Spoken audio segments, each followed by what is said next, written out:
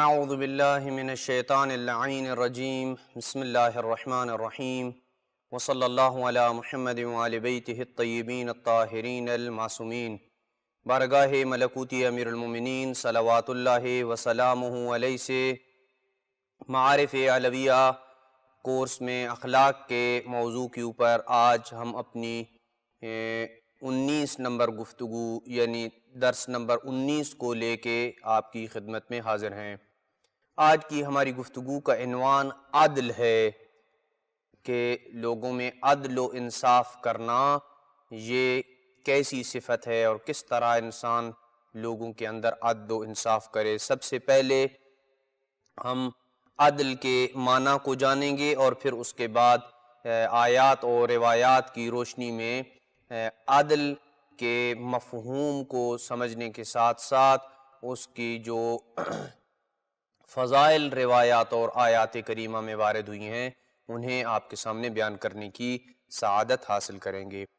عدل ایک نفسانی قوت اور طاقت کا نام ہے جو انسان کو ظلم کرنے سے روکتی ہے اور انصاف، واجبات کی ادائیگی اور حقوق کی انجام دہی کے اوپر انسان کو اکساتی ہے اور ابھارتی ہے۔ جب انسان عادل ہوتا ہے تو وہ انصاف کرتا ہے اور لوگوں کے حقوق کو ادا کرتا ہے۔ لوگوں کے حقوق سے مراد یہ نہیں ہے کہ انسان کے عادل ہونے سے مراد کہ کوئی ضروری ہے اس کے بعد بہت بڑا منصب ہی ہو، لہٰذا عادل بننے کے لیے ضروری نہیں ہے کہ اس کے نیچے کوئی بہت بڑی رعیت ہو، اور ظالم بننے کے لیے بھی کوئی یہ ضروری نہیں ہے کہ انسان ظالم تب بھی ہوتا ہے جب اس کے نیچے بہت بڑی رعیت ہے اور وہ اس کے اوپر ظلم کرے گا تو نہیں۔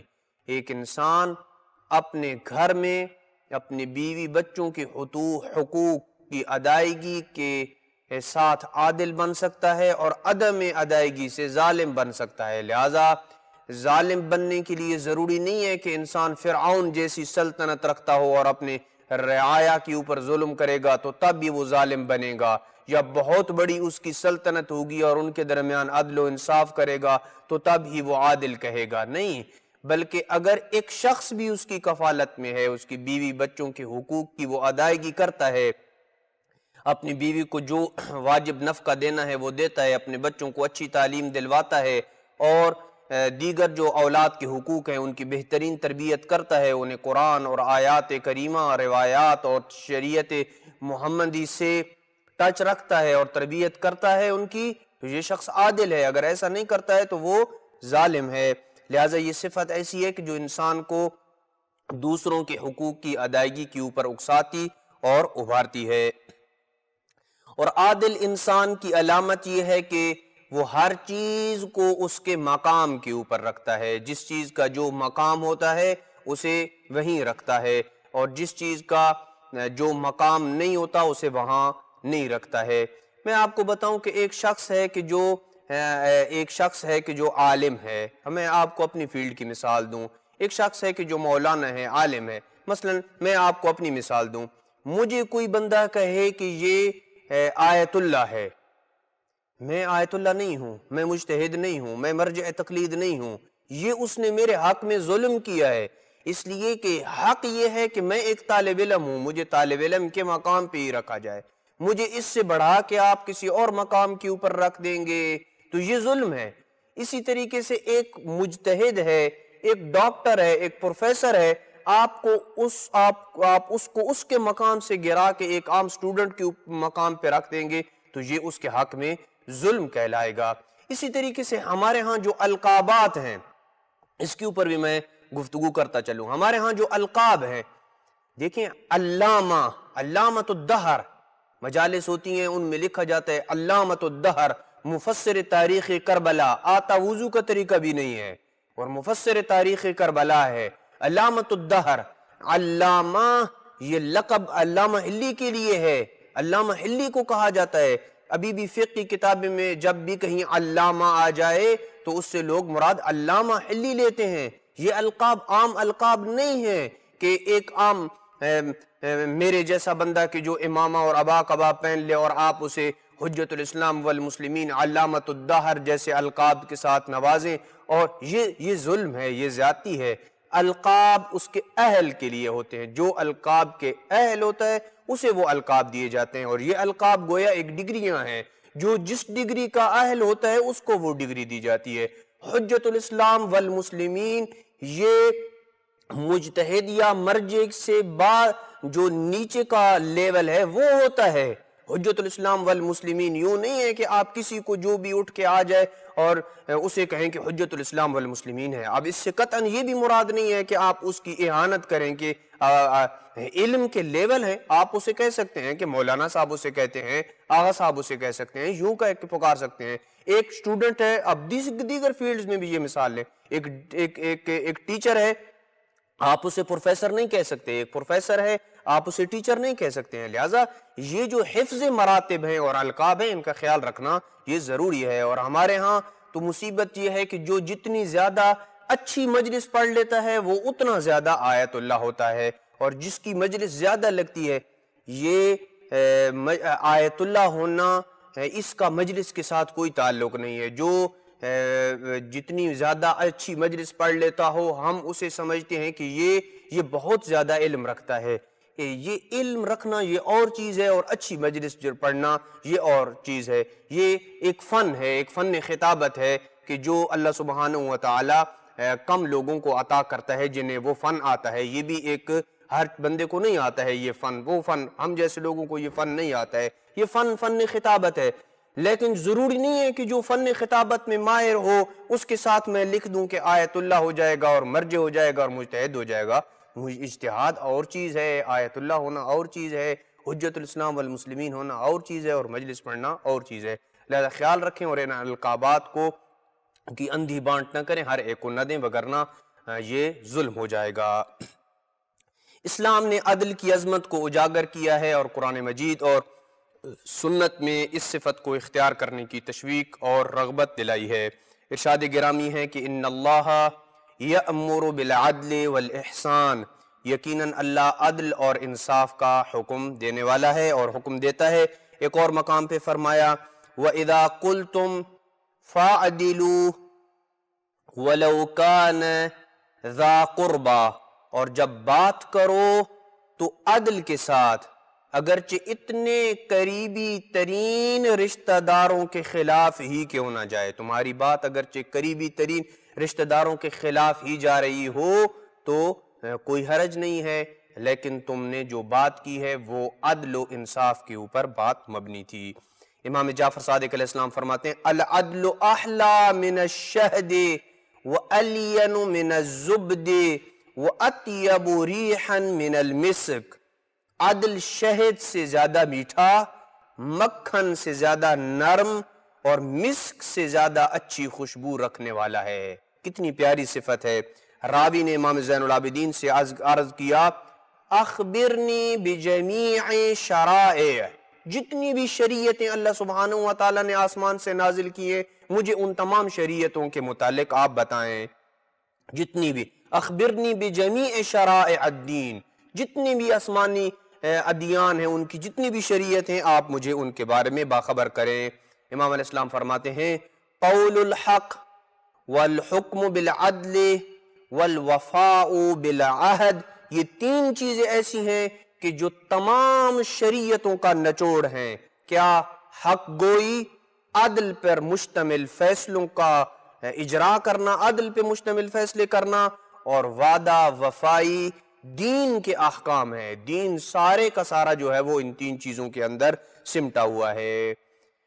عدل کی اقسام کی طرف آئیں تو چند اقسام کا تذکرہ کرتے ہیں کہ عدل کی کون سی قسمیں ہیں۔ نمبر ایک، انسان کا خدا کے ساتھ عدل کرنا، واقعاً یہ بہت ہی اہم ترین عدل کی قسم ہے۔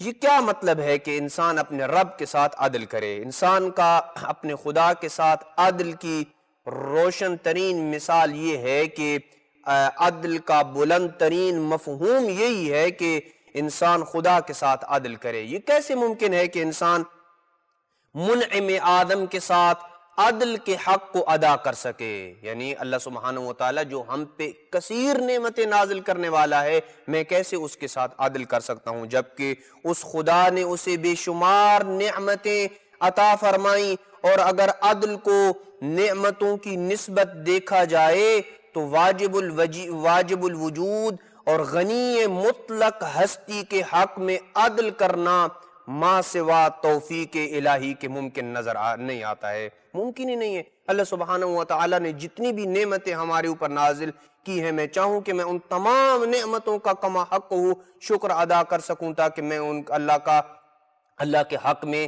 عدل کر سکوں، یہ ممکن نہیں ہے۔ لہٰذا کیسے ممکن ہے کہ میں اللہ سبحانہ وتعالی کے حق میں عدل کر سکوں؟ تو مراد یہ ہے کہ انسان اس کی ذات پر ایمان لانے میں خلوص کا مظاہرہ کرے، اللہ کے اوپر جو ایمان لائے وہ کسی کو دکھاوے کے لیے نہ ہو بلکہ مخلصانہ ایمان ہو، صدق کے دل سے اس کی وحدانیت کا اقرار کرے، کسی بھی چیز میں، کسی بھی اس کی صفت میں، کسی بھی اس کے فعل میں، اس کی ذات میں کسی کو شریک نہ ٹھہرائے، حجت خدا کی تصدیق کرے، اس کی عبادت کا شرف حاصل کرے اور اس کی معصیت سے بچ جائے۔ یہ ہے اللہ کے ساتھ عدل کرنا، وگرنہ اس کی نعمتوں کے مقابلے میں کما حق ہو شکر ادا کر کے اپنے آپ کو عادل کہلوانا کہ میں اللہ کے حق میں عادل ہوں، یہ ممکن نظر نہیں آتا ہے۔ انسان کا معاشرے کے ساتھ عدل کرنا، یہ دوسری قسم ہے عدل کی۔ معاشرے کے ساتھ عدل کرنے سے مراد یہ ہے کہ انسان معاشرے میں موجود افراد کے حقوق کی رعایت کرے، اپنے پڑوسیوں، اپنے مومن بھائیوں کے، اپنے اولاد کے، اپنے بیوی بچوں کے جو حقوق ہیں ان کو ادا کرے، ان کو اذیت نہ دے، اخلاق کریمہ کا اپنے گھر میں اپنی بیوی بچوں کے ساتھ اچھے اخلاق کا مظاہرہ کرے، ان کے لیے اچھائی اور خیر کو پسند کرے۔ اس طرح کے دوسرے حقوق جو معاشرے کے ہر فرد کے حق اس کی گردن کے اوپر عائد ہوتا ہے، اسے وہ اچھے طریقے سے ادا کرے اور اس میں کسی قسم کی کوتاہی نہ برتے، تو یہ معاشرے کے حق میں عدل کہلائے گا۔ امیر المومنین صلوات اللہ وسلام علیہ نے معاشرتی عدل کی ایک ایسی تصویر کشی کی ہے کہ جس کو میں فقط ترجمہ پڑھنے کے اوپر ہی اکتفا کروں گا، کہ ایک وصیت میں اپنے بیٹے کو یہ فرمایا کہ اے میرے بیٹے، اپنے آپ کو اپنے اور لوگوں کے درمیان میزان قرار دو، یعنی اپنے آپ کو لوگوں کے درمیان میزان قرار دو، اپنے درمیان اور لوگوں کے درمیان میزان قرار دو اپنے آپ کو۔ پس دوسروں کے لیے کیسے میزان کر دو، کیسے میزان بناؤ اپنے آپ کو اپنے اور دوسروں کے درمیان؟ خود مولا تشریح کر رہے ہیں، فرمایا دوسروں کے لیے وہی پسند کرو جو اپنے لیے پسند کرتے ہو، اور دوسروں کے لیے وہی چیز ناپسند کرو جو اپنے لیے ناپسند کرو۔ ظلم نہ کرو جیسا کہ تم چاہتے ہو کہ تمہارے اوپر ظلم نہ ہو۔ کون ہم میں سے چاہتا ہے کہ ہمارے اوپر ظلم ہو؟ کوئی بھی نہیں چاہتا کہ ہمارے اوپر ظلم ہو، لہٰذا کسی کے اوپر ظلم بھی نہ کرو۔ نیکی کرو جیسے کہ تم چاہتے ہو کہ لوگ تمہارے ساتھ نیکی کریں۔ جو چیز دوسروں کے لیے ناپسند کرتے ہو وہی اپنے لیے ناپسند کرو۔ کتنا پیارا میزان دیا ہے۔ اور لوگوں کی طرف سے اس چیز پر راضی ہو جاؤ جس چیز کو تم خود لوگوں کے لیے پیش کرتے ہو۔ جو نہیں جانتے نہ کہو اگرچہ جو جانتے ہو، بلکہ ہر وہ بات جو جانتے بھی ہو نہ کہو۔ یہ ضروری نہیں ہے کہ ہر بات جو حق ہے وہ کہی بھی جائے، ضروری نہیں ہے۔ اور یہ بھی تبلیغ کا ایک اصول ہے، ضروری نہیں ہے کہ ایک انسان نے ایک چیپٹر پڑھا ہے اور اس میں جتنی بھی احادیث تھیں یا کوئی سچ بات پڑھی ہے وہ ساری کی ساری اس کو لوگوں کو بیان کرنا، یہ بھی کوئی ضروری نہیں ہے۔ اور وہ بات نہ کہو جو تم پسند نہیں کرتے کہ تمہارے ساتھ وہ بات کی جائے، ایسی بات نہ کرو۔ لہٰذا یہ امیر المومنین نے تشریح کی ہے کہ کیسے تم اپنے آپ کو اپنے درمیان اور لوگوں کے درمیان میزان قرار دے سکتے ہو۔ یہ معاشرتی عدل کی بہترین مثال ہے۔ زندہ انسانوں کا اموات کے ساتھ عدل کرنا، جب کوئی انسان دنیا سے رخصت ہو جاتا ہے تو ہم جو زندہ ہیں ان کا کیا حق بنتا ہے کہ وہ مردوں کے ساتھ کیسا سلوک کریں تاکہ ان کے حق میں وہ عدل اور انصاف کر پائیں۔ امام جعفر صادق علیہ السلام کا فرمان ہے کہ ان المیت لیفرح بالترحم علیہ، میت جو دنیا سے رخصت ہو گئے اگر آپ اس کے اوپر رحمت کی دعا کرتے ہیں، دنیا سے رخصت ہو گئے آپ کہتے ہیں کہ اللہ سبحانہ وتعالیٰ اس کے اوپر رحم کرے، اس جملہ کہنے سے میت خوش ہوتا ہے۔ والاستغفار لہ، اس کے لیے آپ استغفار کرتے ہیں، وہ خوش ہوتا ہے. کما یفرح الحی بالہدیت تہدی الیہ، جیسے کوئی زندہ شخص ہو، آپ اسے ایک ہدیہ دیتے ہیں، ایک موبائل گفٹ کرتے ہیں یا اور کوئی چیز جو ہے گفٹ کرتے ہیں، جو ہے وہ اسے ایک سوٹ آپ نے گفٹ کیا، وہ خوش ہوتا ہے. اسی طریقے سے یہ شخص بھی خوش ہوتا ہے کہ جو دنیا سے رخصت ہو جائے اگر اس کے لیے استغفار کیا جائے اور اس کی رحمت کی دعا کی جائے. چوتھی قسم حکام و سلاطین کا عدل.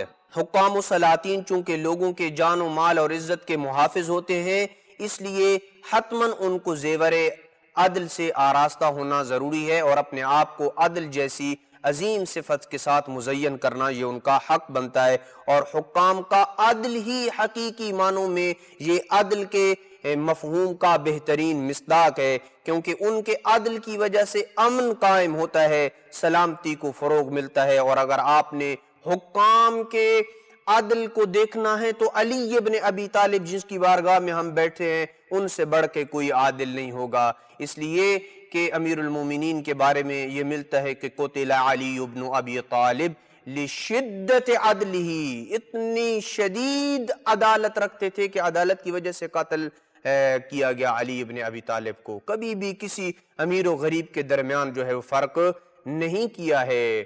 کوفہ میں ایک خاتون جو ایک قبیلے کی بہت بڑی سردار خاتون شمار ہوتی تھی، امیر المومنین کے ظاہری زمانے حکومت میں جب آئی اور کہا کہ اے علی آپ نے ہماری توہین کی ہے، فلاں کے دور حکومت میں تو ہمیں بیت المال سے اتنا حصہ ملتا تھا اور اب آپ آئے ہیں تو اس غریب کا جس کے پھٹے پرانے کپڑے ہیں انہیں بھی آپ اتنا ہی حصہ دیتے ہیں جتنا ہمیں حصہ دیتے ہیں. تو امیر المومنین نے ایک سادہ سی چٹائی کے اوپر بیٹھے تھے مسجد کوفہ میں، چٹائی کے نیچے سے ہاتھ بڑھایا اور ایک مٹھی بھری اور کہا کہ اسی مٹی سے یہ فقیر بھی پیدا ہوا ہے، اسی مٹی سے تم بھی پیدا ہوئے ہو، میرے درمیان تمہارے اور ان کے درمیان کوئی فرق نہیں ہے، بلکہ شاید یہ تم سے افضل ہیں، تمہیں اپنے قبیلے مال و دولت کے اوپر گھمنڈ ہے اور تکبر ہے. لہذا علی ابن ابی طالب کی سیرت، جرداق عیسائی جو مسلمان نہیں ہے، اس نے علی ابن ابی طالب کی فقط ایک صفت عدل کے اوپر کتاب لکھی، الامام علی صوت العدالت الانسانیہ. علی ابن ابی طالب انسانی عدل کی، انسانی عدالت کی آواز کا نام کیا ہے؟ علی ابن ابی طالب انسانی. اور یہی وجہ ہے کہ علی ابن ابی طالب کے دنیا سے رخصت ہونے کے بعد جب امیر شام کے دربار میں کبھی علی کے شیعوں کو بلایا جاتا تھا اور امیر المومنین کی شیعہ دیکھتے تھے تو وہ کہتے تھے کہ علی ابن ابی طالب تو رخصت ہو گیا اور تیرے ساتھ عدل تیرے ساتھ رخصت ہو گیا. واقعاً امیر المومنین کی صفت عدل کو پڑھے کہ تمام اوصاف میں سے امیر المومنین کی جو صفت عدل ہے اس کو واقعاً پڑھیں. کس طرح آج حکمران وہ لوگ کہ جو ایک اچھے منصب کے اوپر فائز ہیں، چاہے وہ شیعہ ہیں، سنی ہیں، جس بھی مذہب جس بھی دین کے ساتھ ریلیٹڈ ہیں، وہ امیر المومنین صلوات اللہ وسلام کا جو نظام عدل ہے وہ پڑھیں اور دیکھیں کہ امیر المومنین کس طرح اپنی دور حکومت میں عدل کو رائج کیا کرتے تھے. عدل کی کون سی خوبیاں اور کون سے محاسن ہیں؟ سلیم الفطرت انسان عدل سے محبت کرتا ہے اور ظلم سے نفرت کرتا ہے، یہ ایک عدل کی خوبی ہے. سب امتوں کی متوازن زندگی کا راز عدل جیسی خوبی میں پوشیدہ ہے اور عدل ہی قوموں کی زندگی اور ان کی جو ان کی عزت ہے ان میں اضافے کا موجب بنتا ہے. اور بہت سی ایسی خوبیاں ہیں عدل کی کہ جو روایات میں، آیات میں یا علماء کے اقوال سے نکالی جا سکتی ہیں. چونکہ وقت کے دامن میں گنجائش کم ہے، ہم اسی کے اوپر اپنی گفتگو کو روک رہے ہیں اور دعا کرتے ہیں کہ ہمیں جناب امیر علیہ السلام کی صفت عدل سے متمسک ہو کے معاشرتی عدل اور اپنے نفس کے اوپر عدل کرنا، اللہ کے حقوق کے متعلق عدل کرنا، اپنے اہل و عیال کے متعلق عدل کرنے کی توفیق نصیب فرمائے. وصلی اللہ علی محمد وآل بیتہ الطیبین الطاہرین المعصومین.